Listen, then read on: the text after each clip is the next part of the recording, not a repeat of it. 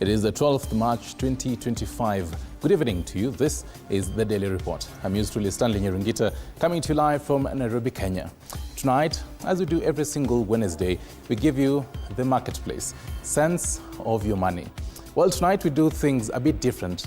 We'll definitely be touching about matters money, but then matters the state's money, and rather President William Ruto's and politicians' money when it goes to churches. Should this be happening? What are your thoughts on this particular issue? Do you support President William Ruto's donations to churches? That is a question of the day for you. All that we'll be giving you, but first to the highlights.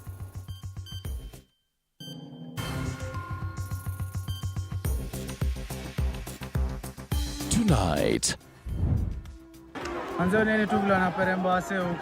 business outlets and pedestrians left counting their losses following President Ruto's Nairobi tour, with reports of vandalism and attacks on motorists. Mimi niliwapatia tu simu. Waliambia leta simu kawapatia tu. Kama ulikuwa unataka kuwapatia, wanakuchapa, wanakuachapa. Wengine walikuwa na visu. Also tonight, disturbing statistics reveal that 60% of people living with HIV are concentrated in just 10 counties across the country. HIV is still a global pandemic, and Kenya has the highest, the 7th largest program in the world. Plus, several House committees elect new leadership, with Ndindi Nyoro ousted as chair of the Budget and Appropriations Committee. This as Gachagwa's allies have also been removed from key committee positions. Good evening. Catherine Simolo is on the sign language docket. I'm used to Stanley Nyaringita. We start off with Nairobi residents who were left shaken as gangs of goons roamed the streets, preying on pedestrians, motorists and business owners during the president's tour of the city. Now, despite a heavy police presence, the criminals operated with impunity, leaving behind a trail of destruction and loss. Many now question whether these goons where they came from, and why security agents took so long to respond. Sheila Chelangat opens our bulletin tonight. What should have been a blessing in disguise for residents in areas slotted in for the presidential tour turned into a nightmare for many, following widespread looting and violence from goons. Goons who, according to residents, seemed undeterred even by the massive police presence. Hiyo incident imehappen kitu around 5 hapo venye Mr. President hako, then venye ameenda sasa wave ya mwisho ndio ikakuja. Ilikuwa very many waves.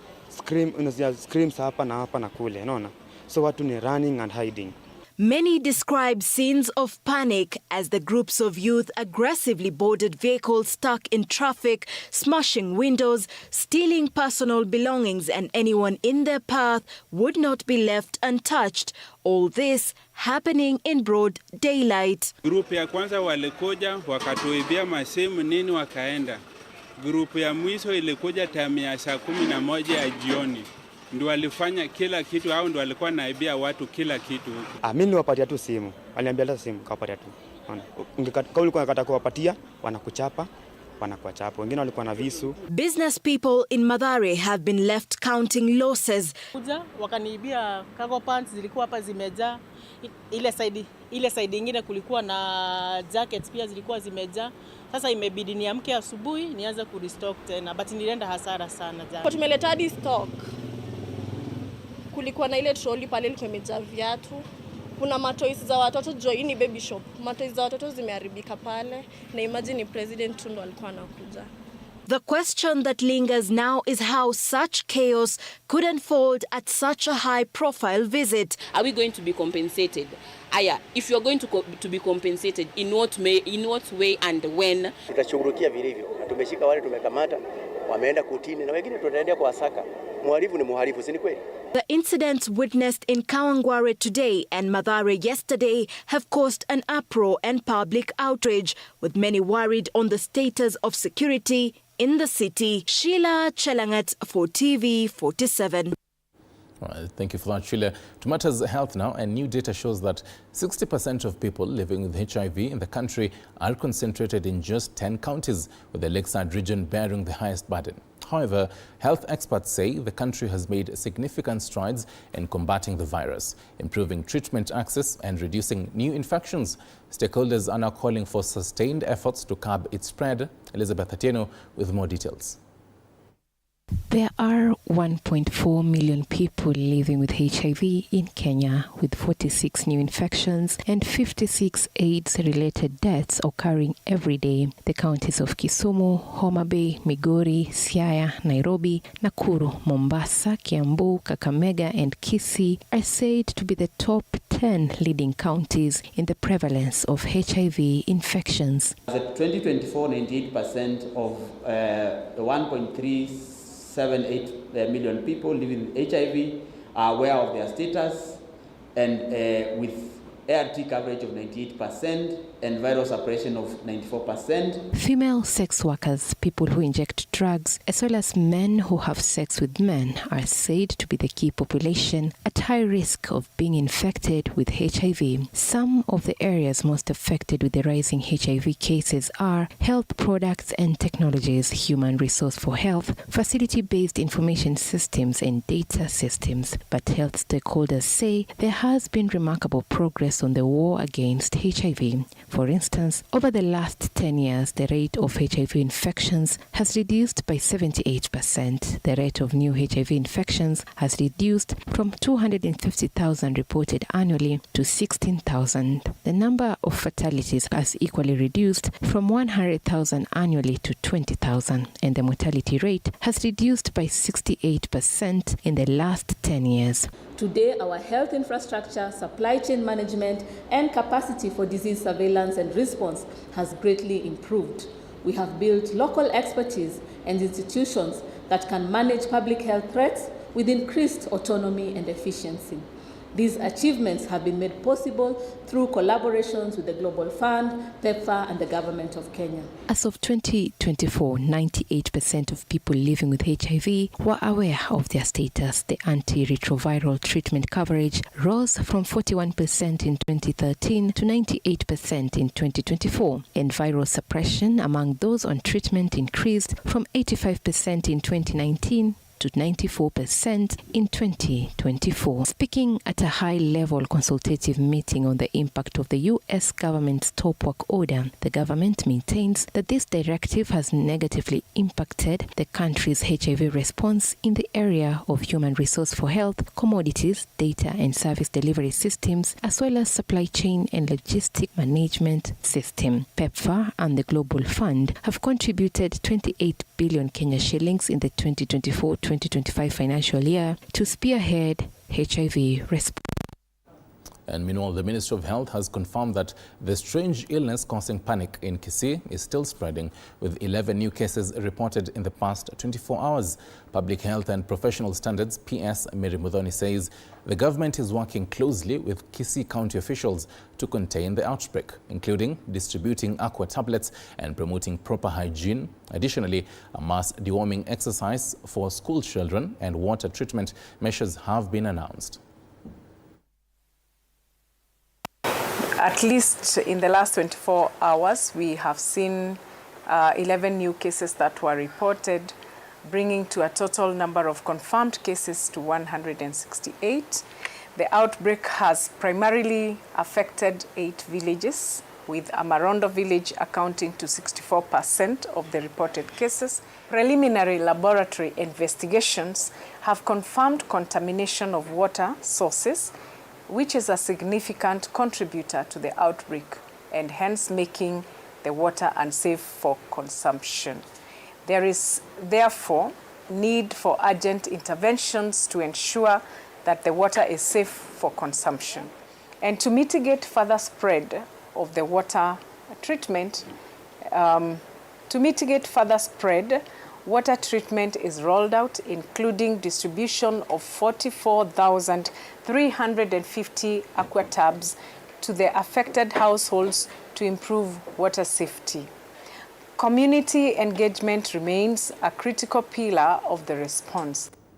Right, let's switch gears now to matters politics, when a major political shift has taken place in Parliament as allies of former Deputy President Rigathi Gachagua have been removed from key leadership positions. So in a move signaling the ruling coalition's dominance, Raila Odinga's allies have taken over crucial parliamentary committees. Samuel Atandi now chairs the Budget Committee, replacing Kiharu Member of Parliament, that is Ndindi Nyoro.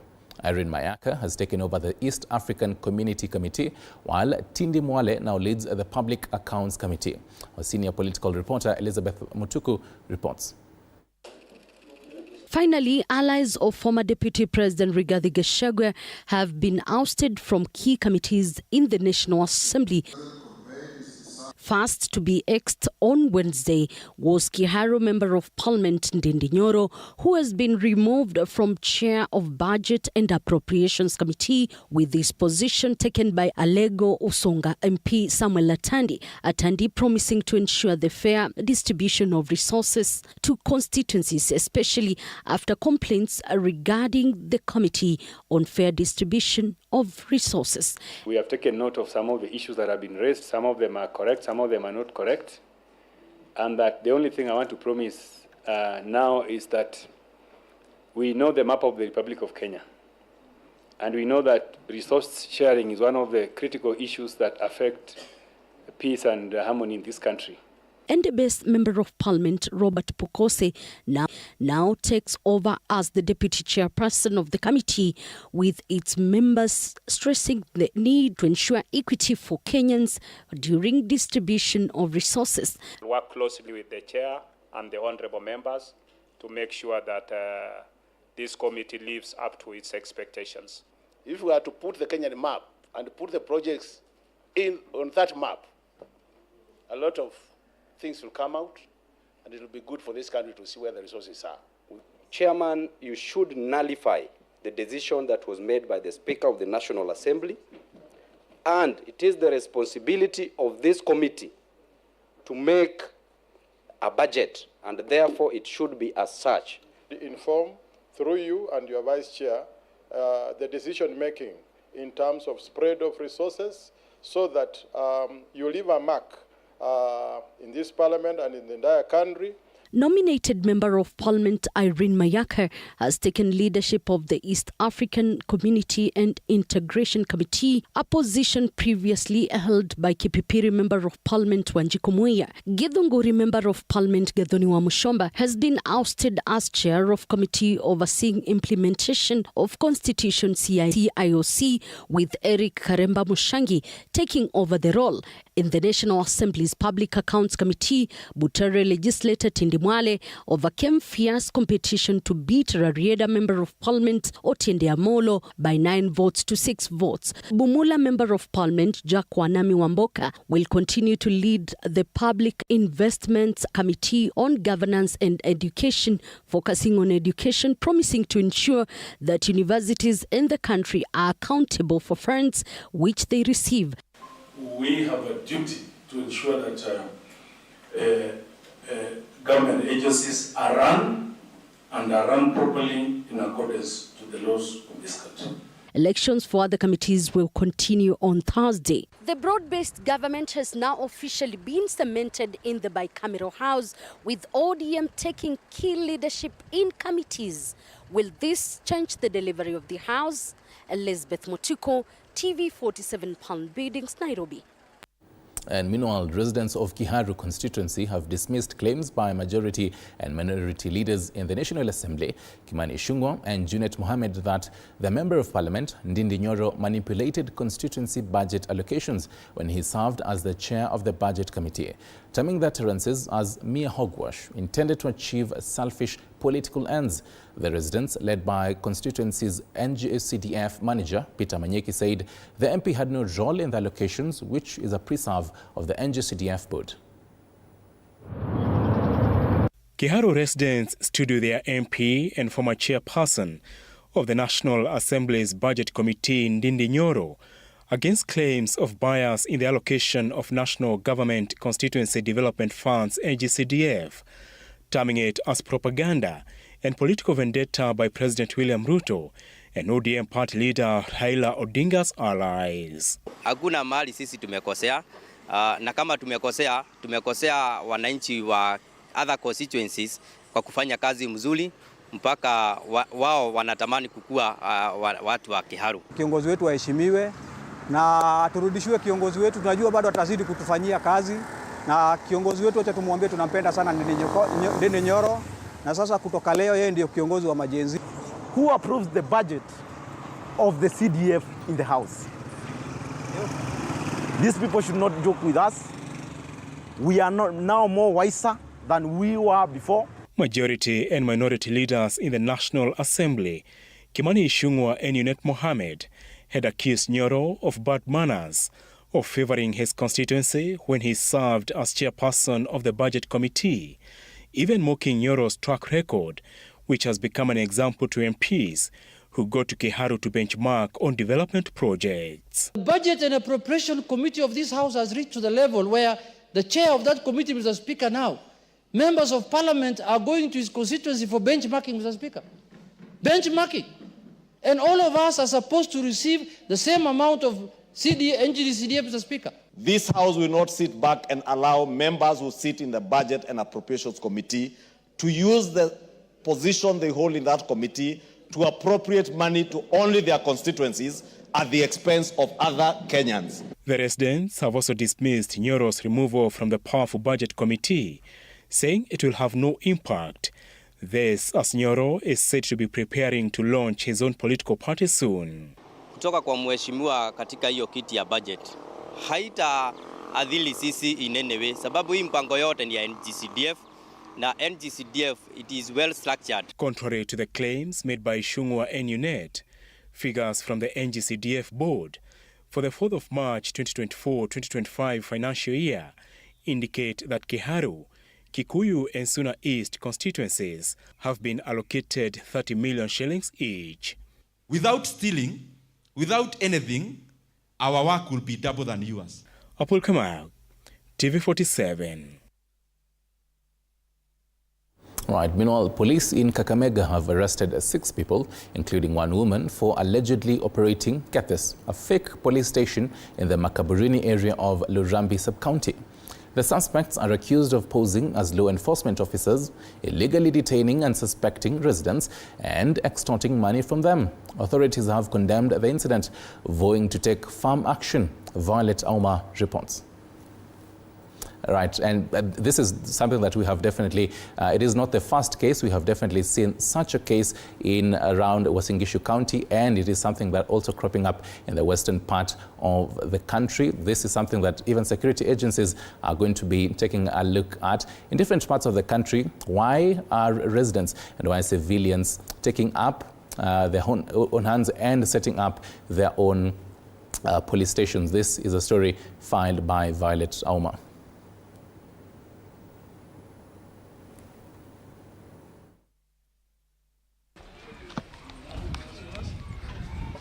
Residents of Makaburini on the outskirts of Kakamega town witnessed an unusual incident where individuals posing as police officers were arrested for unlawfully detaining and extorting locals. The suspects are accused of arresting individuals, holding them in a makeshift detention center and demanding a 300 Kenyan shillings fee for their release. And those who failed to pay were reportedly subjected to beating. Wakafada sasa wanaume walikuwa naangukia tu mwanaume tu njiani. Baba haraka toka tuende. Nani mwenye anakuita? Nikasema makosa ni nini? Hakuna. Wewe tuende. Pia mimi nikaingizwa huko na nikalala huko siku 3 kana chapo. Sasa sikujua chanzo. Here the detainees recount their harrowing ordeal. Niingia saa 10. Kuingia hapo ndani nikakaa ikafika saa 6 usiku. Saa 6 usiku sasa ndio ikaanza sasa viboko. Walinichapa hii mapacha si mapacha. Watu walikuwa ndani, wanaume na wanawake, tulikuwa mchanganyiko ndani yake. Mimi kama jirani, hii ni siku ya 3 nikiona hiki kitendo. Nikauliza, kwa nini mnafungia vijana wa hapa? Wakaniambia wewe pia wewe utaingia hapa. Nikauliza kijana mwingine, akasema nataka kusimamisha watu wa pombe. Some had their money and phones confiscated, with the suspect justifying their actions as a form of discipline. Wakaanza kunipika wakaninyang'anya vitu ilikuwa kwa matiti, simu, pesa, simu moja nikapata, ingine sijapata. Hakuna. The illegal operation was uncovered by Area Assistant Chief Isaac Ayumba following multiple complaints from affected residents. Tumekuja kwa ground, tumepata ni ukweli, kuna waadhiriwa, tumekuta mkojo ndani, na hawa walikuwa wanafungiwa, na hata zile haja wanaenda, kuna containers ambazo walikuwa wamewekea huko ndani. Naambiwa pia walikuwa natozwa ada fulani shilingi 300. Na wanatishia watu pale, sasa wameogopewa kabisa, hakuna mtu anaweza peana ripoti kuhusu mambo ya vijana. Authorities are now investigating how long the fake police station has been in operation and whether more individuals were involved. For now, the suspects remain in custody as police prepare to charge them with impersonation, extortion, and illegal detention. The incident has been strongly condemned by the Inspector General of Police, who warns that such acts undermine law enforcement. Kuna taratibu ile inafuata. Wananchi wa hapa, for example, wakitaka station, kuna utaratibu ambao inafuata. Kuna kitu inaitwa public participation pamoja na leadership ya area fulani. Wao wenyewe wanaona kweli hapa tunahitaji kituo cha polisi ndio tuweze kuongeza usalama. Hiyo ilikuwa ni makosa kubwa ambao haikutakana kufanyika namna hiyo, lakini ikiwa wananchi ya eneo hiyo bado wako na haja na kuwa na kituo cha polisi, hiyo ndio utaratibu ambao inatakana kufuata. This comes shortly after Collins Chepkulei was arrested for illegally establishing a police station in Cherus area without following proper procedures, an offense deemed serious by authorities. Violet Auma, TV47. Right. Meanwhile, President William Ruto's administration has completed 2.5 years in office, a period marked by significant achievements and persistent challenges. The government has released a performance scorecard evaluating its impact across key sectors, highlighting successes, areas requiring improvement. However, as Micah Gongo reports, a section of Kenyans remain skeptical, citing concerns over tax hikes and the rising cost of living compared to 2 years ago. While the government maintains that its economic policies are laying the foundation for long-term stability, public opinion remains divided.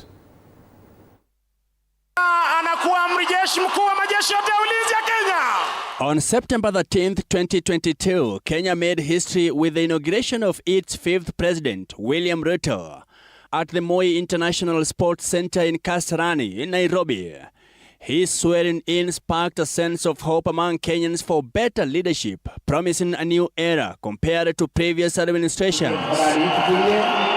President William Ruto's transformative leadership was anchored on the bottom-up economic transformation agenda, which focuses on 5 key pillars: agriculture, the micro, small and medium-sized enterprise economy, affordable housing, universal health coverage, and digital superhighway and creative economy.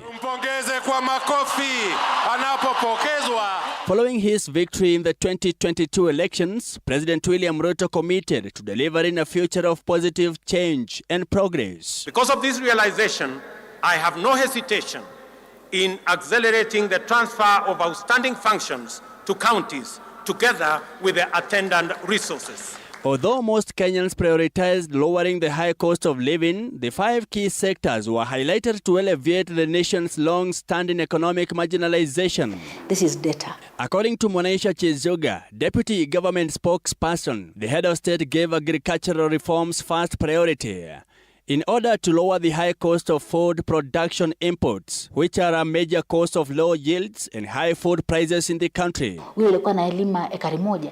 Saizi anaweza kulima zaidi ya ekari 2-3, naweza kupata manufaa ya kilimo chake. Kutokana na mbolea na pembejeo zingine katika sekta ya kilimo, bei ya kahawa naona imekuwa bora zaidi. Kutokana na hayo vile vile katika sekta ya kilimo, miwa, ukulima wa miwa. Ni juzi tu wakulima kutoka Mumias waliweza kupata fedha kwa mara ya kwanza. Ameperform below average. Kwa mfano, lile jambo la pekee ambalo ameweza kulifanya ni upande ya agriculture. Amejaribu kusubsidize fertilizer, lakini sekta zingine zikiwemo mambo ya afya, kutoa NHIF kuleta SHA imeleta shida. The government's mid-term report highlights that fertilizer subsidy has reduced production costs with 39% increase in maize production from 61.7 million 50 kgs bags in 2022 to 85.7 million 50 kgs bags in 2025.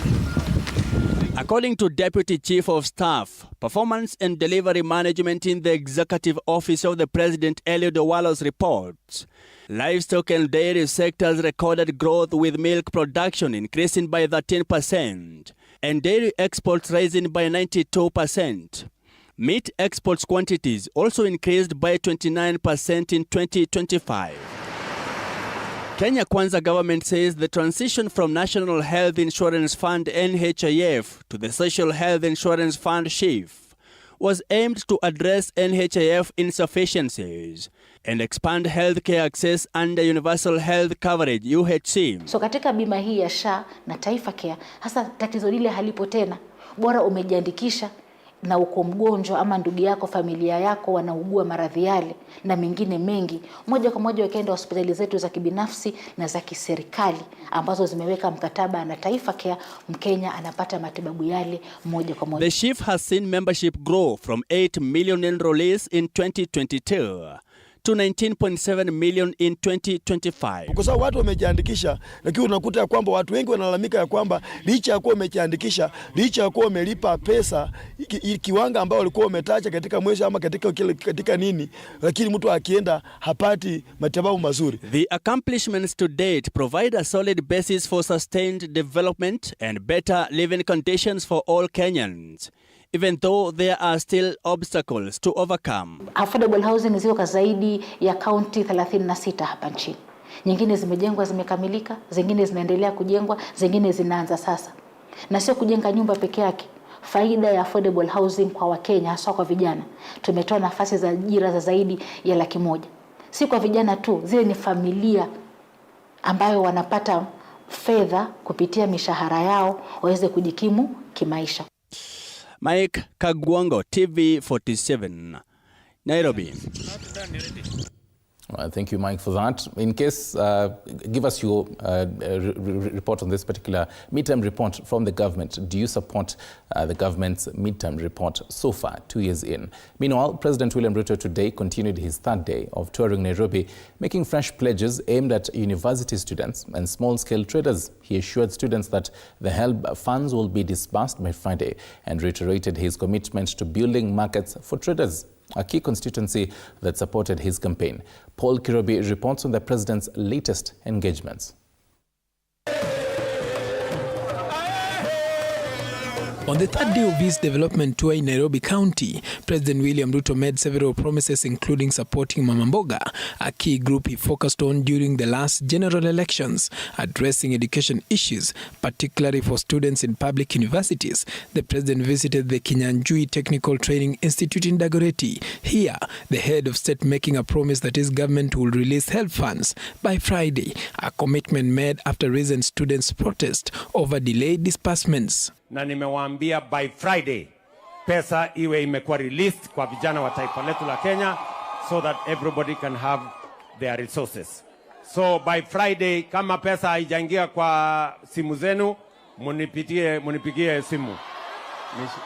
Kuna majamani tawanyorosha. Weeks after students from the University of Nairobi and Egerton University visited HELB headquarters to voice their concerns, Ruto addressed their grievances, emphasizing the importance of timely financial support for education. The president also promised to tackle the challenges faced by small-scale traders, including the construction of markets to support their growth. During his tour, he inspected the Riruta market in Dagoretti South and promised improvements to enhance the capacity of local traders. Continuing his tour, President Ruto made roadside stops in Dagoretti North, inspecting the Motoine market, which is expected to be completed in the next 3 months, where over 600 traders will soon benefit from a modern market under construction. He also visited Westlands and Kawangware. The president's tour comes shortly after signing a political pact with the ODM leader Raila Odinga. Deputy President Kithure Kindiki and Nairobi Governor Johnson Sakaja praised Ruto's political strategy, particularly his commitment to unity and progress. Baba ameshikana na Rais Ruto. Inaweza haiwezi. Sasa Nairobi kwa pamoja. Sisi ili tuweze kupiga hatua mbele kama taifa, lazima tukubaliane na rais kama kiongozi wa nchi, aendelee kushirikiana na viongozi wote. Right, from Nairobi County, let me take you all the way to Kisii and Transmara border, where security teams from Nyanza and Rift Valley held a crisis meeting with community leaders from Kisii and Narok counties in an effort to restore peace along the volatile Kisii-Transmara border. The clashes, which have so far claimed 3 lives, have raised concerns over long-standing tensions in the area. Samira Mohammed has the details. 2 days following a joint peace meeting in Kiango area, bringing together key political leaders from both sides, including Narok Governor Patrick Ole Ntuntu and Kisii Governor Simba Arati. Security officers from Nyanza and Rift Valley region earlier today held a meeting in a bid to resolve the fighting and restore stability along the volatile border, where days of heavy clashes had paralyzed economic activities and led to the loss of lives of 3 citizens. We came today to meet the peace committee members so that we can encourage them to maintain the peace that is already existing along the border. At the meeting, security officials reiterated their position on ensuring peace and normalcy have returned to the border, further stating that 2 more people have been arrested for allegedly inciting violence in the troubled area. We came here to confirm that actually peace has returned, there is law and order, and that there is a harmony between the 2 communities that unfortunately were having some disagreements. These as the National Cohesion and Integration Commission asked stakeholders present at the meeting to promote peace and unity in the troubled region to ensure normalcy has returned. We are also very happy that the stakeholders in peace at the grassroots level, the security team, the peace committee, the interfaith had quickly come together to restore peace. So I can confidently say that normalcy has now returned. What is remaining is to further cement this relationship. As the Inspector General of Police, Douglas Kanja, has assured Kenyans that normalcy has returned at the border, further stating that the government has deployed more security officers in the region. Ile upande ya mpaka ya Kisii na Narok kwa saizi iko sasa kabisa. Juzi kulikuwa na mkutano ambao ilikuwa mkutano kubwa wa gavana wa Kisii na gavana wa Narok, walikutana pale wakiongea na wananchi, na hiyo maneno imekuwa iko sawa. Samira Mohammed for TV47, Nairobi.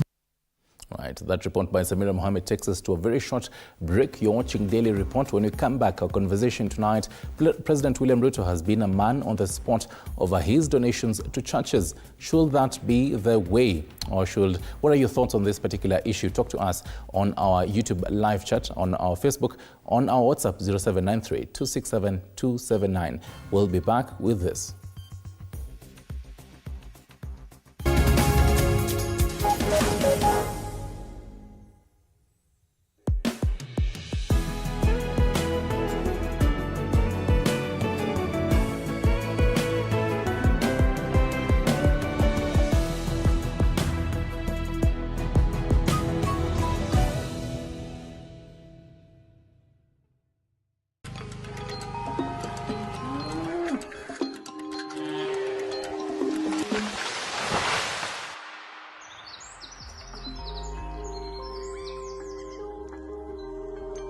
Our world is changing every day, and so should we, for the better. Each week, we tackle the big why, the question that should be on everyone's mind. Why isn't this fixed yet? Deforestation, global warming, and the adverse effects of climate change. The future isn't just something that we inherit, it's something that we create. Join us on The Green Fix as we tell the stories of those who refuse to give up.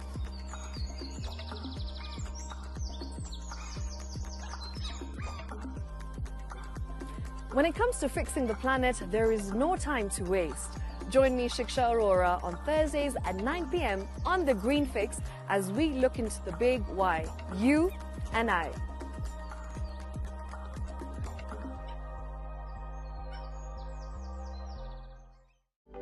For comprehensive information and education on your health, Body Garage is here. don't allow anyone to pluck out your good tooth, as long as it is strong and stable. Cancer doesn't start today and you get the symptoms tomorrow. By the time you pick it or the time it is manifesting in you, probably will be there about 5 to 10 years. The eye is the window to the rest of the body. Don't forget to stay hydrated. And of course, you at home do take your water. So the ultimate test is actually you check your urine. Your urine should be clear. Clear like the water? Yes. Should be able to see the other side of the urine. If your urine is colored or has changed color, you cannot see the other side, then you have not taken enough water. Don't forget regular health checkups. Early detection saves lives.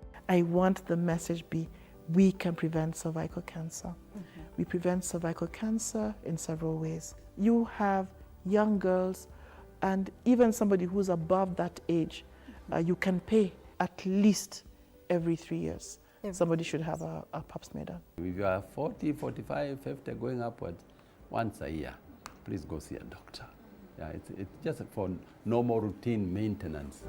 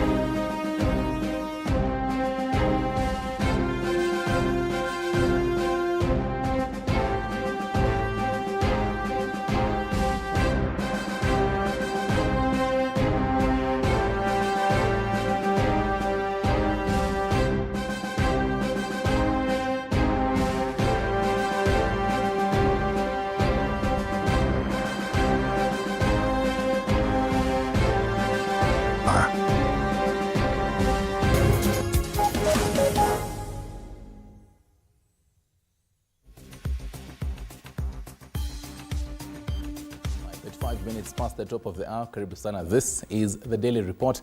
I'm yours truly, Stanley Nyaringita. That conversation you've definitely been waiting for, a conversation that has definitely raised eyebrows in public, in private sectors.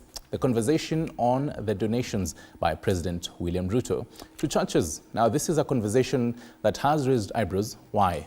Back on the 5th of July last year, President William Ruto stood just outside State House and said that he has banned state officers from harambes and public donations. Why now are we having this conversation? Definitely last Sunday and the Sunday before that, President William Ruto stood in Nairobi, the Jesus Winner Ministry, as well as in Eldoret, pledging to donate certain amount of money. And tonight we have this conversation with Njeri Kahiga. She is a national youth leader. Karibu sana. Asante sana. Here tonight representing the number of youth who have had dissenting voice on this particular matter. And Dr. Alphonse Kanga, he is the regional chair for Nairobi for NCCK. Karibu sana. Asante sana. Before we start this conversation, let's hear from the horse's mouth President William Ruto, who spoke on Sunday. Let's listen to that as we continue. Nasikia mlifanya mchango last week. Sasa wewe utachukua hiyo mchango ya last week ufanye times 2 unipatie invoice nitakutumia. Sawa. Those who are against the building of sanctuaries in Kenya, supporting the word of God in Kenya, they will fail and they will not succeed because they will not. All right. Dr. allow me to start with you on this. What's the real issue here on this matters of donating money from the president himself? Let me begin that, first of all, let me begin by saying that the church offering should not be meant political rhetoric. Okay. We should respect the church. Okay. And do the right thing. When it comes to this particular issue of giving, I don't think the discussion in Kenya is whether we should give tithes and offerings or we should not. I think the discussion here is that these people questioning the issue of giving and not giving, it has something to do with accountability. It has something to do with value system. It has something to do with the intention. But I don't think it's the issue of giving and not giving. Giving and not giving is well defined in the Holy Scripture, both the New and the Old Testament. And if you read the Quran, they also have a structure how to give. And it's as simple as this. All of us are required to give part and parcel as a thanksgiving to God. Giving is part of worship to God, and all of us, we know that. And then we have what we call freedom of worship in the country. So all of us have freedom to go and worship and give.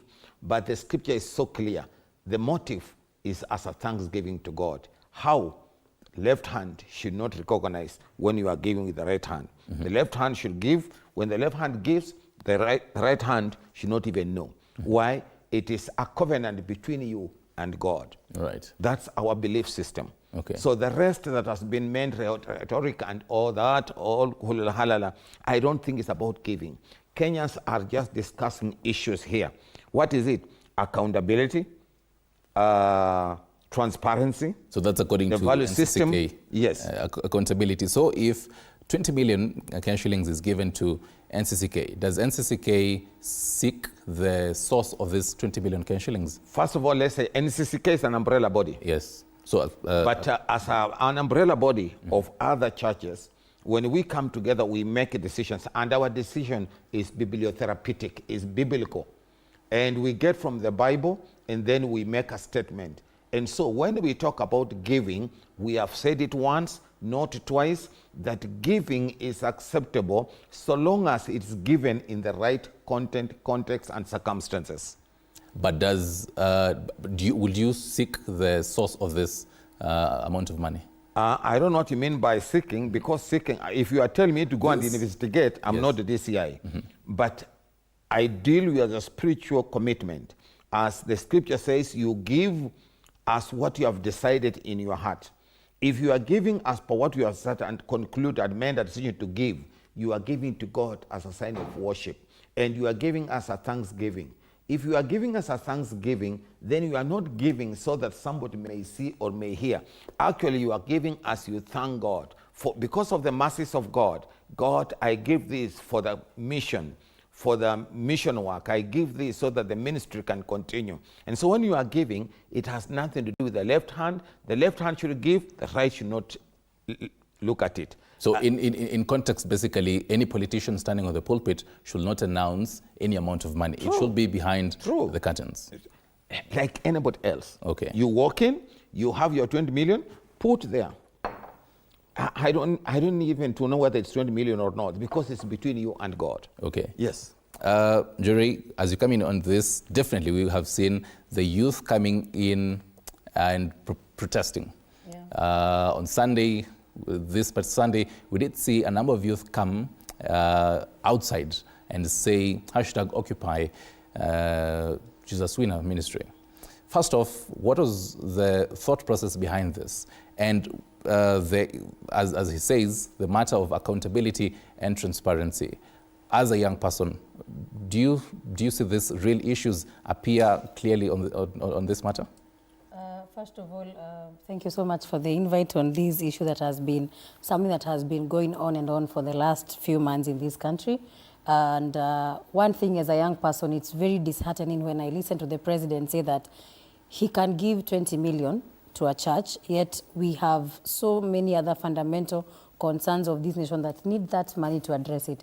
First of all, if we apply the logic of just simple mathematics, I don't think there's any, he's the highest paid government official, and I don't think he takes home more than 2 million in a month.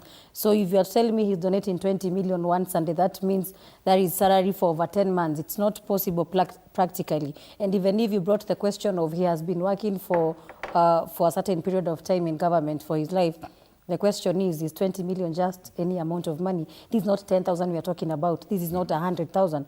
We are talking of 20 million. And again, if you have to give to the church 20 million, why wouldn't you, if at all your conscience is very clean about the money, why can't you first say, I know there are some patients in hospital who shall, because it's not working, have been unable to clear their hospital bill, I have decided as the president of this nation to donate 20 million to the SHA facility to first clear off some of these people, because we have people who their bodies are still stuck up in mortuaries for unpaid bills. We have people who are in hospitals.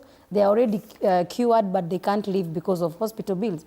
But you go into church, a church that has already a physical building, a church that is already built, and you're telling us that you are going to do the Lord's work. You know, sometimes I think the Bible is even very clear on who are the people who should build the church.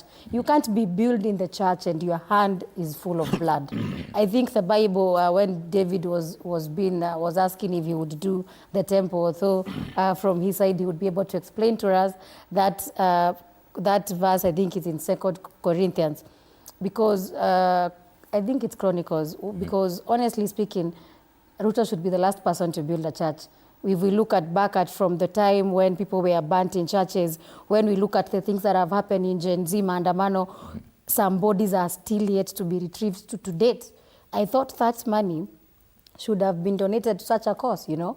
And again, we need to be very clear when you are talking of philanthropy and community manipulation, because when you give this church 20 million and Kenyans are asking you, honestly speaking, where do you get this kind of money? He's not the first person to give 20 million. I think last year in 2024, we saw Oscar Sudi give 20 million. He's just a member of parliament, but he gave 20 million. You know, and when we talk of that, there was also another event that was happening in those sides of Rift Valley also, where Farouk Kibet and some other people were seen with choppers and everything. They are going to raise money for education. You cannot be weakening public institutions by not funding them on time, by not giving them the correct budget allocation. Then you come in as somebody who wants to be a philanthropist. Let's be very honest. Right. And even as you continue mentioning this number of cases, because we've definitely seen a number of them, it reminds me back in November of 2022, when former Deputy President Rigathi Gachagua was representing President William Ruto, and he went to the AIPCA Kennel Church and gave out President William Ruto's donation of 1 million cash shillings, and then gave out his own in a bag. Is it a show of opulence, according to you? Is it a show of opulence from the would-be voters that are around there, that this is the amount of money that I have? First of all, just like what my panelists have said, the money that you give between you and God should be a secret. Not even the person behind you should know how much you've given. And I think the problem we have in Kenya is what Kenyans... Okay, I agree. To a point, even Kenyans contribute to politicians giving such huge donations because they are okay with being politically dependent on politicians. If the economy was doing well, if everything else was working, you don't need to tell your member of parliament to bring you money to construct a church, because from your small economic life and the other person's economic life, you can be able to bring this money together and build the church. But we are blinded by the small handouts, because 20 million every other Sunday. And you know, Ruto likes to mock Kenyans because he gave 20 million last Sunday, and as if that was not enough, he went again to Eldoret and gave another 20 million. So it's like he's telling Kenyans, there's nothing you're gonna do to me because this is my money. And you see, I keep saying that from the time that we saw the impeachment of Rigathi Gachagua, I think we should subject every other politician to public scrutiny of how much they have amassed and for how long. Because you cannot be telling us you can afford 40 million within 2 Sundays and you've promised another 100 million. That's 140 million. Yet students in campus are still asking you to give them help, and you are saying they're going to be given in Friday. You know, but the church, you can give this Sunday 20 million, next Sunday another 20 million. And we're not talking even about the money that you are spending on other things that are just a show of opulence. And it begs the question, who is going to pay for this money eventually? It's we, the Gen Z, because 10, 20 years from now, most of these people in government will be in retirement. Meaning it's us who will be paying those kind of taxes to ensure that we work on our loan deficit. Again, we are complaining of USAID cutting out aids for Kenyans and other countries that have been beneficiaries. Why should a country that can afford to give to a church, to two churches 140 million within a span of 14 days. No, within a span of 7 days, be asking for funds from USAID, you know? Okay. So it brings a lot of, some things look like more of a, you know, a joke. Right. Because on one hand, you are borrowing and saying you need funds for medicine. On the other, you are displaying a lot of opulence. Okay. Yeah. Dr. Even as you come in as well, we have about like 2 minutes before we cross over into matters business and sports, and then we come back to continue this conversation. So you may not necessarily wrap up all your thoughts right now, but then a quick rebuttal on what she's saying. Plus as well, because Kenyans would really want to know what is the response of the church, the immediate reaction of the church leaders when a politician, doesn't really have to be the president, when a politician says, I am donating, I will donate X amount of money to this church for a bus, for refurbishment of this church, what should be the immediate reaction of this church leader?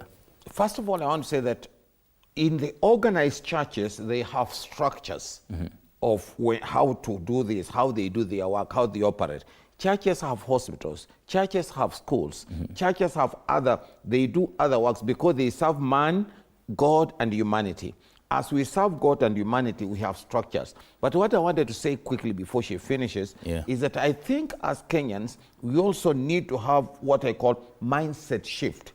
We need to have a mindset shift whereby we also don't fight in the air. Everything we are fighting, everything we are accusing one another, we are pointing fingers. I think we need to be structured.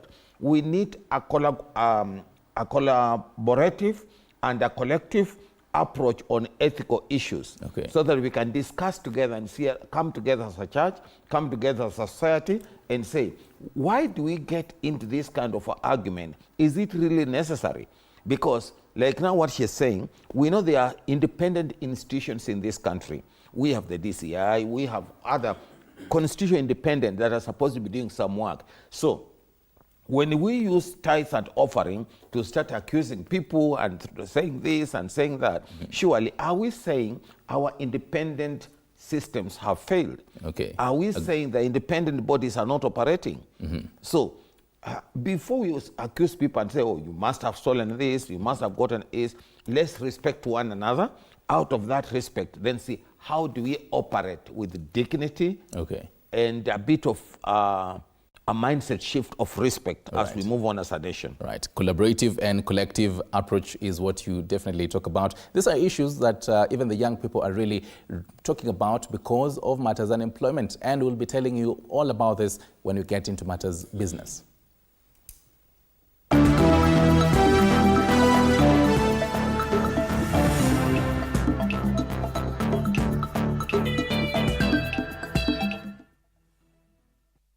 Into matters business, business ownership in Kenya grew by 7% points in 2025, even as full-time employment as a primary source of income dropped by 5% points year on year. According to Tala's Money March 2025 report, Kenyans are increasingly sticking to a single lender, with 52% opting not to diversify credit sources.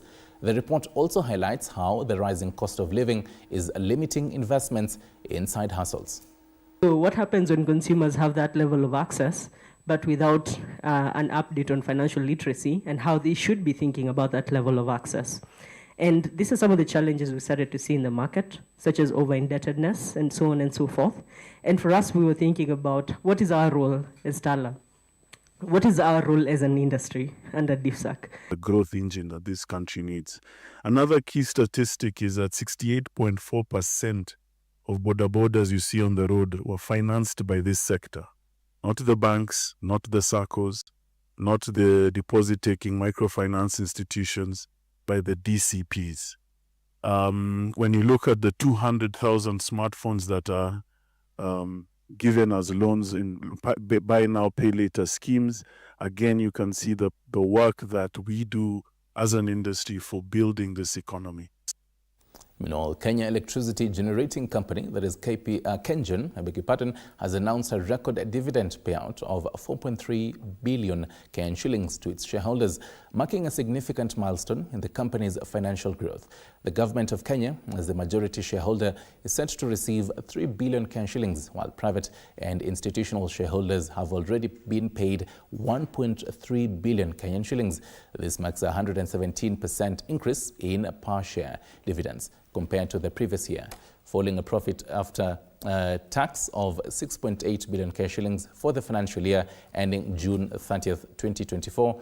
Treasury CS John Badi praised KenGen's role in economic stability, citing its efficiency and alignment with national development goals. You want energy that does not fluctuate, that does not go off, that you don't have power outages. But we also, at the end of it all, when you go to buy your token or you are paying monthly bill, it should be affordable. So those are the two critical things that a government must look into. And so we have enhanced, and we are going to continue putting more resources into energy. It is a deliberate decision of this government to invest more in energy in terms of production, in terms of transmission, and in terms of distribution, so that the whole country is properly covered. I think our percentage is now at 76. We want to push that to over 90% in the short period, and if possible to hit 100%. If you look at the kind of last mile connections that we are doing, this year alone by June, we want to hit the 10 million mark in terms of connections to Kenyans. That will push our connectivity to about 78-79%. And you have given us enough resources. Our president, His Excellency William Samoei Ruto, has ensured that we have all the adequate resources through BFD, through African Development Bank, and World Bank to fund us so that we can enable. As Kenya's energy landscape evolves, robust policy support remains essential. Our performance reinforces the need for continued public-private partnerships, regulatory reforms, and incentives for renewable energy investments that not only ensure energy security, but also contribute to environmental sustainability. 3, corporate governance and the investment climate. The impressive results we celebrate today reflect a disciplined approach to capital allocation and a strong corporate governance. Such governance, allied with progressive government policies, creates a stable investment climate that benefits both the nation and its citizens. Long-term strategic investments. Our approach of balancing immediate shareholder returns with long-term investment is integral to fostering resilience and innovation. We are committed to working with the policymakers to further enhance our sector's competitiveness and drive forward Kenya's energy agenda. And meanwhile, the creative and cultural industry sector in Africa has received a major boost following the launch of a 647,500,000 shillings investment by Heva Fund, aimed at providing tailored financial solutions to creatives. With over 11 years of experience, Heva has pioneered financial products to support Africa's creative entrepreneurs. The new initiative will finance over 7,000 young creatives across 3 key value chains, that is fashion, film, and live music. It also targets 70% young women, 10% refugees, and 5% people with disabilities, offering loans of up to 4.99 million Kenyan shillings. Hefe's managing partner, Kiharu emphasized that the initiative is designed to empower creatives, create jobs, and bridge the financial gap in the industry. This untapped potential represents not only missed opportunities, but stifled innovation that could drive economic growth and societal transformation. The finance world must catch up, not just with capital, but with a willingness to support visionaries without stifling their creativity. We went through a very rigorous selection process to identify financial service providers who we could partner with to expand financial instruments for creatives and creative enterprises. Otherwise, if you just exist because you have a passion for something, you'll not go anywhere. We're asking why not? We're looking at a population that underpins 5% of the global GDP and 4% of the Kenyan GDP. So we would really be ignorant and not doing ourselves a disservice to leave them out. And KCB Group PLC has reported a 64.9% increase in profit after tax, reaching 61.8 billion Kenyan shillings for the full year 2024. So this is a significant rise from 37.5 billion Kenyan shillings recorded in the same period last year, driven by strong top-line expansion across all business segments. While the Kenyan shilling gained value against the dollar, other East African economies experienced currency depreciation, pushing financial firms like KCB to prioritize local currency transactions to minimize losses. The bank's cost-to-income ratio has improved to 45%, while internet banking usage increased by 36% year-on-year. Mobile banking services grew by 8%, and ATM transactions rose by 46%. But we actually are saying we are remaining on the table, working particularly in Kenya with Kenya bankers to see how we can be able to transmit quickly those changes. And I think it is on record today we have close to 40 risk-based pricing models. Each bank prices according to that risk-based model. We believe jointly with the regulator that there is opportunity to harmonize certain things. And I think we are not far from being able to deliver that harmonization. And in the end, we'll then be able to transmit. We are closer to it from a regulatory coverage point of view, slightly way behind on IFRS. But the good news is that the trending is going in the right direction. Some of you might say it's a bit slow, but we are trending towards getting to the 70% coverage target. Right, just a minute till the clock strikes 10 p.m. East African time. We're taking a short break. When we come back, more sports news for you, and then we continue with the conversation. So keep your messages coming in, 0793-267-279. We really want to know from you, the viewer. Do you support President William Ruto's donations? And even not only President William Ruto, but politicians' donations to churches. Tell us, what are your thoughts? Text us on SMS 22047 and WhatsApp 0793-267-279. Don't go too far.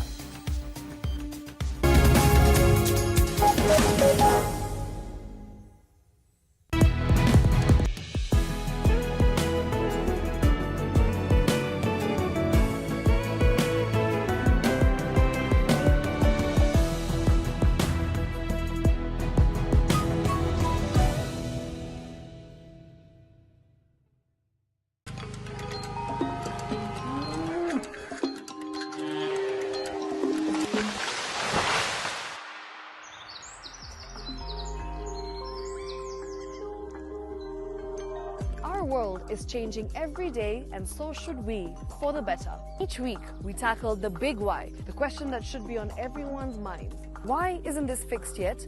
Deforestation, global warming, and the adverse effects of climate change. The future isn't just something that we inherit, it's something that we create. Join us on The Green Fix as we tell the stories of those who refuse to give up.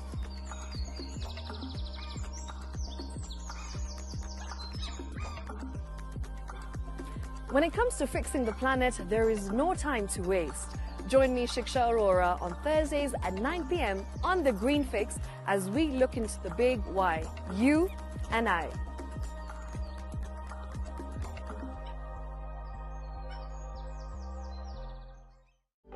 For comprehensive information and education on your health, Body Garage is here. Don't allow anyone to pluck out your good tooth as long as it is strong and stable. Cancer doesn't start today and you get the symptoms tomorrow. By the time you pick it or the time it is manifesting in you, probably will be there about 5 to 10 years. The eye is the window to the rest of the body. Don't forget.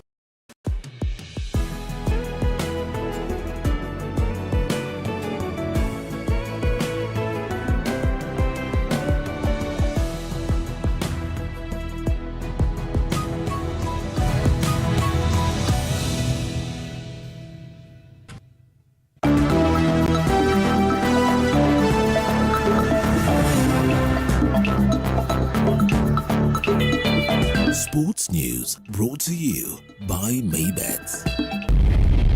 Bet bila stake. Predict the outcome of 8 pre-selected games and win up to 100,000 shillings. Only at maybet.com.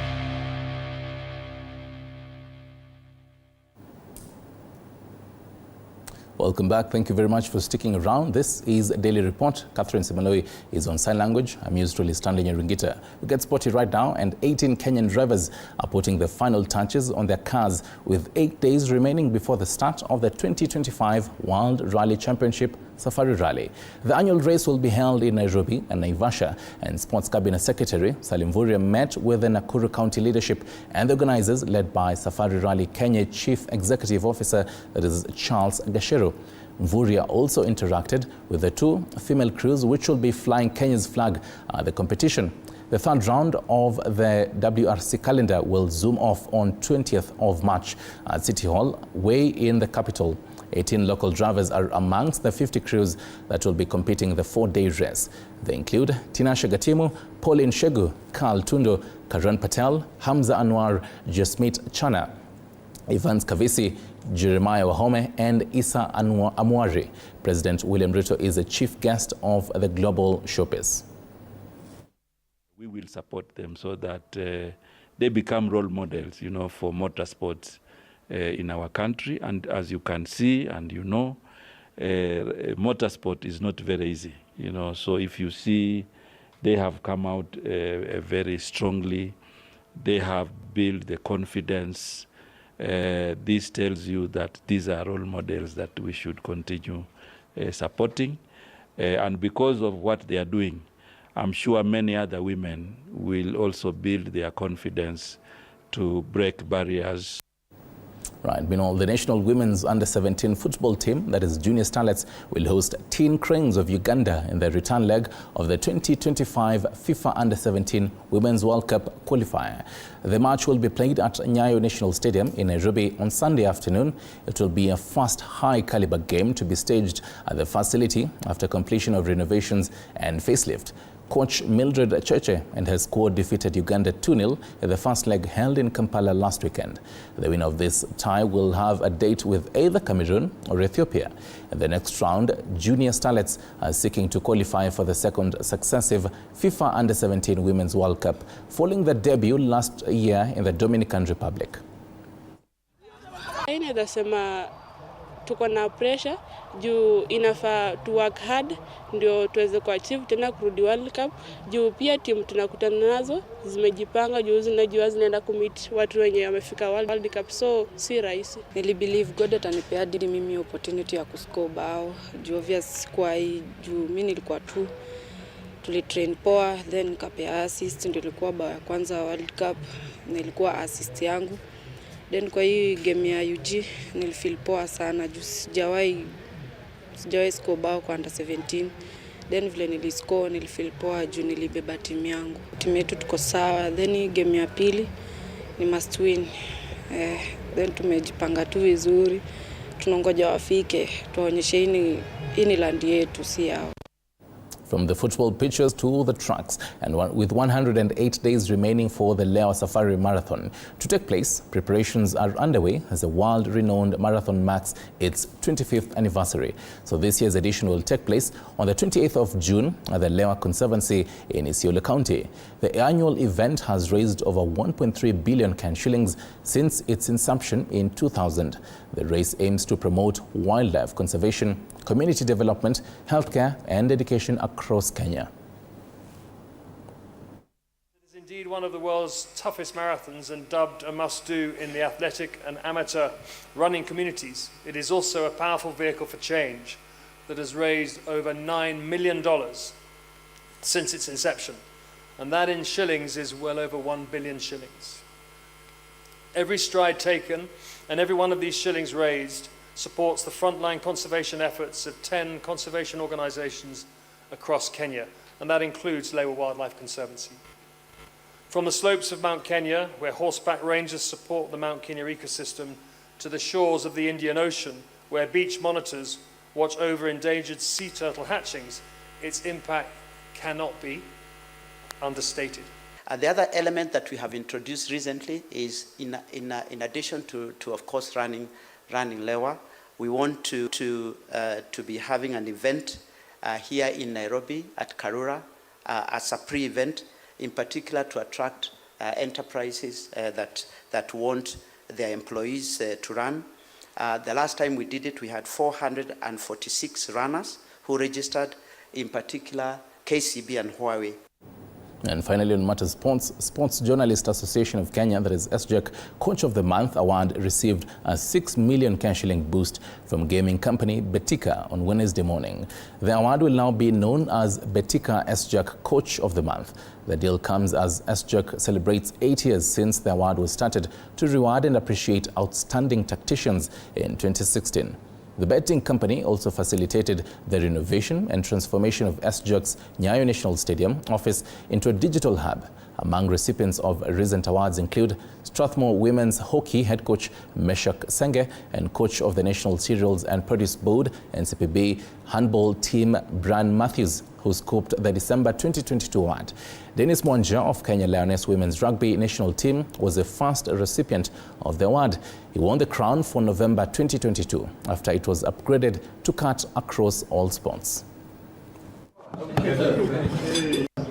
A message to our athletes, at least you can go into the future knowing that you'll have people behind you nurturing your talent and pushing you forward, being motivated by this initiative.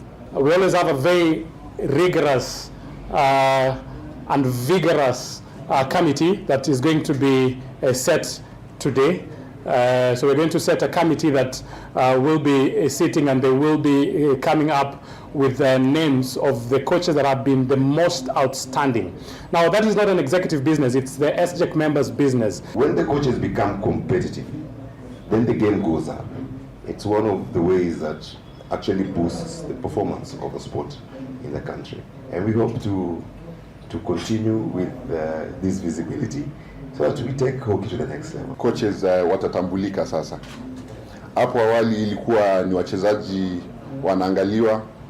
Ni vizuri wachezaji wakaangaliwa kwa sababu tunakuza talanta za wachezaji ndani ya mchezo na nje ya kiwanja. Because without discipline, hatuwezi pata hizo performance tunapata. We've come a long way, and for this partnership, I think we are just starting a new beginning again with SJAC, and I think it will go a long way.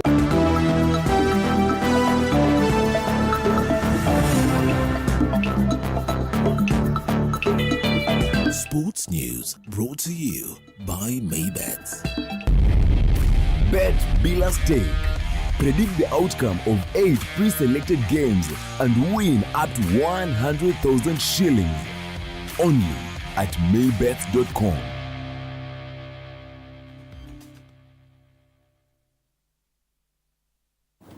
Right, thank you very much for staying with us. Now, away from matters, the news and the sports and the business, we get back into our conversation. In case you're just joining us right now on set, we do have Dr. Alphonse Kanga. He is the regional chair of Nairobi for NCCK, as well as Njeri Kahiga. She is a national youth leader. Our conversation tonight is matters the public donations to churches. What are your thoughts on this? Should we be having politicians standing on pulpits and announcing the certain amount of money they have, they're going to be donating? Even before we continue our conversation, let's listen in to what President William Ruto said last year in July.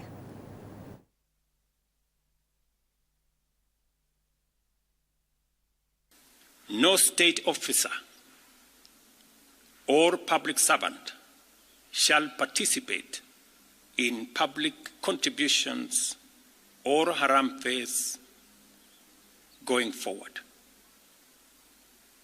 The Attorney General is hereby directed to prepare and submit legislation to this effect and develop a mechanism for structured and transparent contributions for public, charitable, and philanthropic purposes.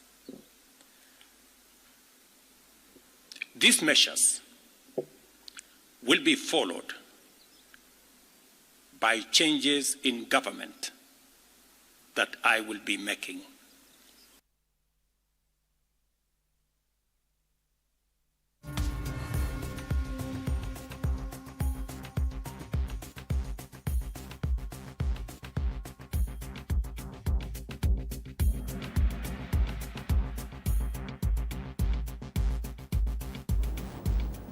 Right. That particular soundbite is from last year, just after the heat of the June 2024 protests, and President William Ruto stood outside State House and gave, among others, that particular statement. And I know, Jerry, as well as Dr. you've heard what the president said, and I definitely know you remember what he said. And largely talking about matters, austerity measures. Dr. even before we continue with matters business and sports, your clarion call was, we focus on collaborative and collective approach. This is this particular directive by the president that was given last year, does it fit in what you are talking about here, collective and collaborative approach? Yes, that's why I said that as Kenyans, we need to have an all-round discussion on different issues so that we don't jump on issues like now the issue of tithes and offering, so that it goes a direction where we are not really going to come up with the issues.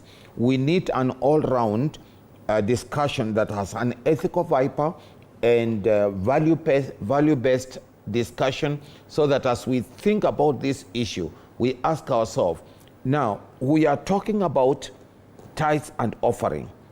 What's the issue here? Is the issue tithes and offering? No. The issue here, the Gen Z that are asking this question, number one, they go to hospitals, they go to schools. So instead of dealing with the schools and hospitals and what has gone wrong, or dealing with the issue that has not been honored, and yet it was said in this direction, we pick up an issue of tithes and offering, and we make it become an evil. We make it look as if it's a big issue. And yet, instead of sitting together and agree, Kenyans as a team, as fathers, as parents, there is something that has missed in our Viber. And what has missed in our Viber is ethical Viber and value-based discussion. Then we agree, for sure, the issue of tithes and offering, we are different types of churches. And with a bit of now what you talk about the value-based conversations that need to be there, he also continues to talk about and give a directive to the Attorney General to formulate legislation that will enable this particular public contributions. To the whole of last year, we did see the Public Fundraising Appeals Bill 2024, and they went to Senate, and senators largely rejected this particular bill. Allow me to have Njeri respond on this as well, even as you rebuttal on what Dr. is talking about. Do you think there's sincerity from these same leaders who are going to be debating this bill, and yet they'll debate it on a Thursday, and then on Sunday they are going to still probably give out and donate the same amount of money to a bill that they were rejecting? I didn't get your question. What? My question is, do you think there's sincerity from these leaders who are debating on some of these bills that the president himself said there should be a legislation around the conversation on public donations?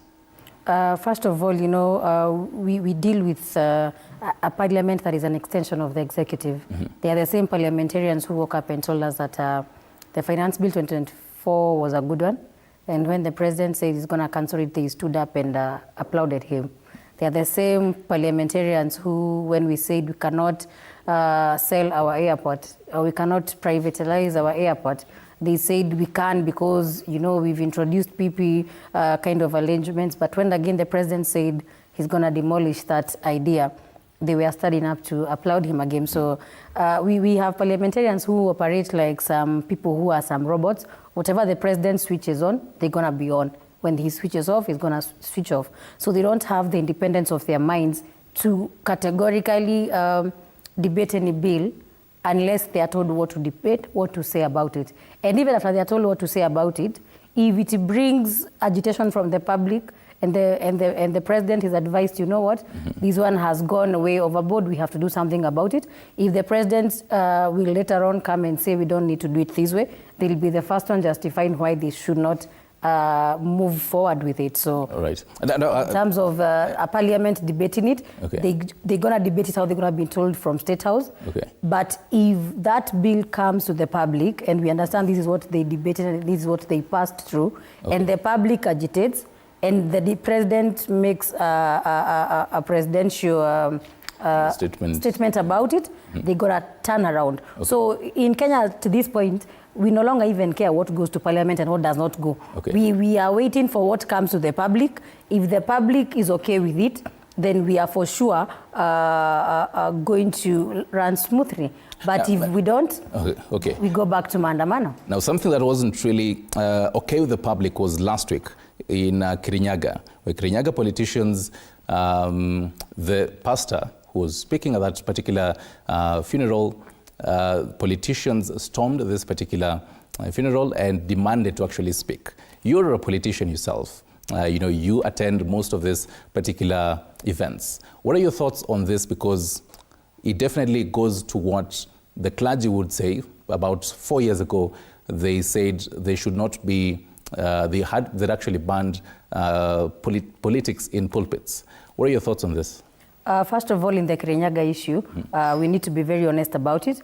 The pastor in charge did not refuse politicians to speak. Okay. He refused politicians aligned to the former deputy president Rigathi Gachagua to speak. Okay. Before the women rep for Kirinyaga, Gasheri, and certain MCF aligned to Kwamonyoro had spoken, there was a chief officer, I think from the health, who had been given a platform to speak. I think there was a waziri or a chief officer who, from the health department in the county government, who had been allowed to speak and say how SHA is functioning. So you cannot allow somebody to tell us how SHA is functioning simply because they are a government officer from the county government. Then you refuse MCA and the area women rep to speak, and they are speaking to say that you are lying. SHA is not working, because truth is, if you decide to give one political affiliation a chance on the pulpit, then you are not somebody who is fair. So where do we draw the line on matters politics on pulpits as a politician? First of all, the issue that was there was the barrier of some certain 3 kids, which is a community obligation for everybody to come on board. Whether you're a politician, whether you're a professional, you're supposed to come on board and say goodbye to this person. And as you are saying goodbye to the people because there is a whole community that is here, it is important as a leader that you tell them, you know what, development has been moving from this position to another, because again, we don't want where politicians have to plan for another day to come, speak to people, spend resources. If you can find a conversation around it and be very respectful about it, as long as you are giving facts. The problem that the crowd had with that said pastor is because he was a government supporter who was ready to let government speak on the things that they think supports government. Right. But anybody who was criticizing the government was not allowed. And that is now where the women rep from Kirinyaga stood her ground and said, no, we have to be allowed to speak, because you want to bring, it's like when we come for these shows, you bring both government people and people who don't support government. You bring people who are independent-minded. Right, everybody needs to be given a fair ground. Yes. And Dr. still on the matters and the whole spirit of having legislations that are, directive, as she was talking about, from the parliament, even from the cabinet as well, but then the implementation of such laws. Do you think we need to go that particular path of actually making sure, for example, the Public Fundraising Appeals Bill 2024, and making sure that there is a law that prohibits strictly, and there are stringent measures that are followed thereafter? It is right to have paperwork. Paperwork is okay. Legislation is okay. Like in this country, we have enough laws, even before we create others. Yes. But the issue is the sincerity, the accountability of how to go about it. Even before that, I'll not want to run away from what she has said completely. No problem. I'll also go back to myself and say, even we as a church, we also need to think and rethink so that we can operate within our given structures. What I know is that every organized church has a structure. And if you as a politician, you as a journalist, you as a teacher, you are a member of that church, when you go there, you are accountable. You rank under the rules of that church. And so me as a trained clergyman, when I'm there, I need to know that all these people are mine. So whether the pastor was right or he was wrong, that's what I call upon, that we, as a church, we also need to come together and organize ourselves, discuss from our house, and then be able to lead. We need a discussion in this country, an all-round discussion, as I'm saying, that this all-round all-round discussion, we'll also have an ethical viper, whether it's a pastor, it's a clergyman, or it's a journalist, or it's a politician. If you are a member of the church, you rank under that, the rules of that church. So within that context and circumstances, you need to know how to go. But the pastor is the commander of that day. And so, with real respect, let's give him opportunity to operate as a pastor. Okay. If we have a question, let's question tomorrow. The issue of the legislation being made here, maybe the question I have in mind, getting a little bit out. There was a report that came from the Auditor General, and there is money being stolen in the counties and all that. The question is, has these committees of the Senate, these committees of the Parliament, have they dealt with those issues? What's going to come up with those issues, even before we go to these other rules? We are looking at them asking, hey, parliamentarians, the Auditor General has said this is wrong, this has happened, we are quiet. The Auditor General has said the counties have misplaced money, there's misuse of money in the counties. What are they talking about it? That's what I'm saying. We need to begin on the ground as we come up to deal with other legislators and all these other rules that are coming in. And the question arises, does the government listen to you as a clergy? This government started with the aid of the church, and publicly they'd say in the support of the church. 2 years later, today we actually had a whole mid-year report. 2 years later, does the government still listen to the church? The issue I would ask also, do they have an option? Who is the government? The government are part of the church. The church and the state works together for the benefit of mankind, namely that man should live in peace, love, and unity. We both serve God and man. The government serves God and man. So one can say that you are not listening, but really you are listening. It's not that you don't want to listen, because it might be going in direction you don't want. Either because the end justifies the means, you will pretend you are not listening. But you have no option as a government. So apart from the pulpit and every single Sunday, where as a pastor you'd have prepared your sermon to probably address a particular issue, apart from the pulpit on Sunday, does the church and the different umbrellas of church, you could probably speak for NCCK, write directly to the government, say addressing particular national issues? Yes, we do. Actually, when there are sensitive matters, as a church, we come together and talk to them. I said politicians are part of us. Yes. They belong to the church. They belong to religious bodies. So we have structures that we use to reach them in different dimensions. It's not necessary that we can shout on the road, this is what we are doing. But when there is a major issue, we'll always sit and agree. Like even that issue of Kirinyaga, I'm sure that particular denomination will sit down and tell the pastor, here you are wrong and here you are right. So, do the church speak to the systems? Yes, we are part of the system. Do they listen? They have no option. They have to listen. But when you listen, your action is determined by what's in your mind or what you want. Right. Yeah. Yes, even as you come in, a quick reply on one of our viewers. Hi, my name is Brian Othiambo from Kisumu. I feel like the church has let Kenyans down. Daktari, would you agree? It depends what he means by down. Is it because we are not confronting evil or we are not speaking? But as far as I'm concerned, I said the society, Odhiambo and all of us, we need a value-based systems. So that as we confront one another, we are sincere, we are genuine, we want to correct issues. But if it means the church has not shouted enough, the church is a collective of individuals who have brain, mind, spirit, and soul. And so we operate within a given mandate of spirituality, a given mandate of intellectuality, a given mandate of operation with respect to mankind. Right. And even as you come in, we're in the very few minutes of wrapping up. So talking matters here, solutions really, as Dr. says, are not pointing a finger to individuals, but then matters solutions. A rebuttal on what he was talking about. Then even as the youth, what kind of a church would you like to see moving forward? I don't want to be what kind of a church I would want to see forward, because if the government was following basic human rights laws, if they cannot simply respect the right to life, how do we expect them to make laws about donations and respect them if they cannot respect the young people who went to maandamano? If they cannot allow Kenyans to freely demonstrate, how do we expect them to enact laws about donations? Donations is about money.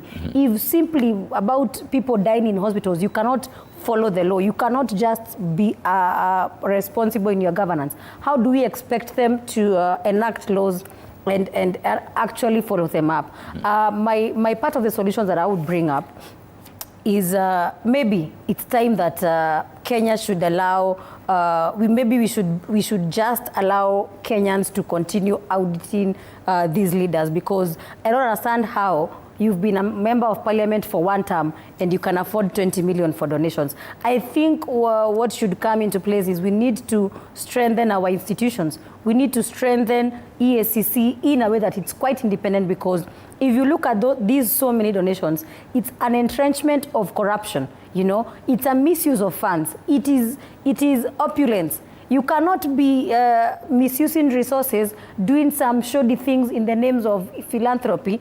Then you want to tell us that fundamental issues like education, like health, you know, are things that you can put aside for a minute, but everything else can happen, you know. And the moment we see a president who is a joker, because the moment you're on a platform like Kamukunji and you're telling us about 1 million chapatis, who cares about 1 million chapatis in a nation where they cannot go to hospital and access proper medical insurances cover? Okay. Who cares about 1 million chapatis when students in schools have not received capitation? Who cares about 1 million chapatis when at the end of the day the payslip has been shredded into pieces? So we need to be very honest. It's not even, the church has a part to play, but truth be told, we need as Kenyans to keep telling the president the truth. Fantastic. And when time comes, if he does not act on it, the next regime that is going to come in, our first assignment ni kuweka ndani wote. Most definitely. Daktari, very briefly, your last thoughts, speaking directly to the president, to the politicians. First of all, I speak to my fellow Kenyans. Please, on Sunday, go and give your tithes and offerings. The only thing is that we are not going to announce about it. And we as a nation, whether the president, all of us, let's have a collaborative and collective discussion that is value-based with ethical viper, so that we may decide the way forward. Let's not incite one another, because we have a country called Kenya, which is our home for you to live in. And let's respect one another. But for Gen Zs and my daughter who is here, what we can agree sincerely, please let's find a way of doing it. Not going kutawala to occupy the church. Occupying the church, go and pray. Let's lay hands on you, but don't come and occupy in your style. And then let's have a discussion and agree on the next course of action for better Kenya. Right. Thank you very much. I thought you'd be wrapping up with a verse for us, but I think we can do that for next time. Thank you very much, ladies and gentlemen, for being with us and for contributing your thoughts. A number of your questions, I have definitely raised them to Dr. as well as Njeri Kahiga here with us. Catherine Simaloi has been on the sign language docket. I'm yours truly, Stanley Nyaringita. Till next time, have yourself a wonderful Wednesday evening.